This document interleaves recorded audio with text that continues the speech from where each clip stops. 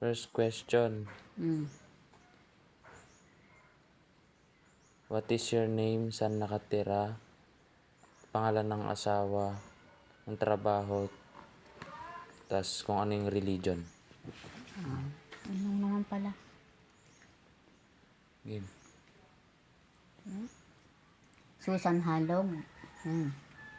Susan Halog. Tapos, widow na. Widow. Then, nakatira ako sa Barangay Ditale, Dipakulaw, Aurora. Aking relihiyon ay GIL.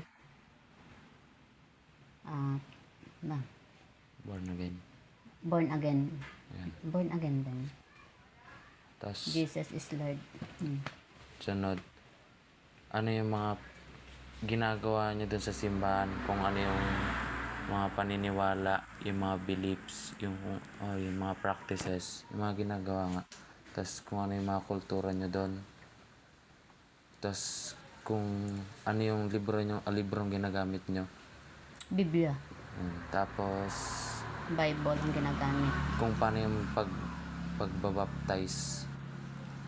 Tas yun. Nagbabaptize. Basta kung ano yung mga ginagawa niya sa born again. Mga ganun. Ginagawa sa born again ay sa GIL ay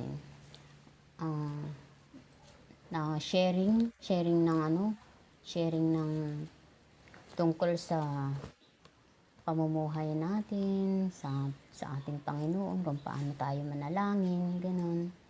Tapos ano pa yung mga nandiyan?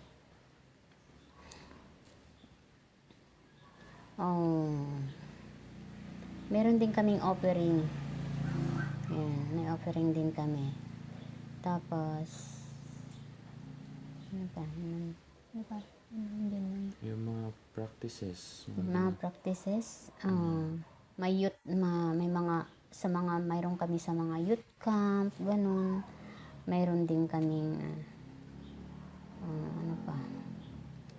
Yun, sa youth camp, ano din sila, sa Panginoon din sila na nag din sila sa Bible, at saka laging ang kwan ng GILI sa about Bible. Wala silang paniniwala na na yung kung ano mga paniniwala na yan, basta ang sa kanila, ang sa GILI tungkol lang sa Bible. Kung ano yung nilalaman ng Bible, yun lang yung pinapaliwanag ng GIL. Sunod. Ano yung unforgettable or hindi mo malilimutang experiences or experience mo na may share mo about sa religion mo?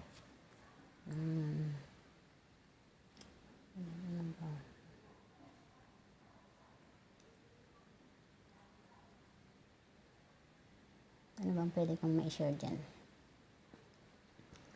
Hindi mo malilimutang event, ganun, or Ang mga event, basta yung kung ano yung pwede pag namin dyan sa kung ang masishare ko lang yung lagi ka lang kumapit sa Panginoon, kapit ka lang, pray and pray, ganon. Basta kung ano man yung kung ano man yung mga pangangailangan mo, lahat si Lord, basta kumapit ka kay Lord, tumawag ka kay Lord, yun, siyang magpro-provide ng lahat ng mga pangangailangan mo. Yun.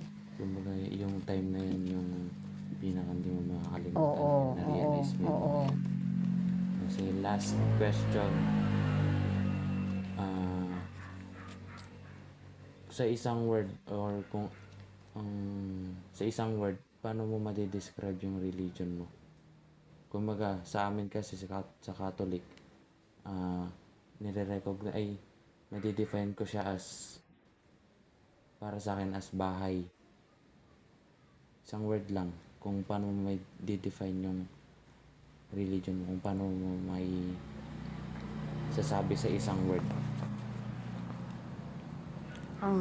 Ang masasabi ko naman, oo, kasama din ang sa religion din, kasama din ang bahay na may puso. Kasi yung puso, doon mo itinatago lahat ng mga lahat ng mga tanong laman ng puso. Basta may puso. At doon mo itinatago yung lahat ng mga wellness mo, ganon, yung mga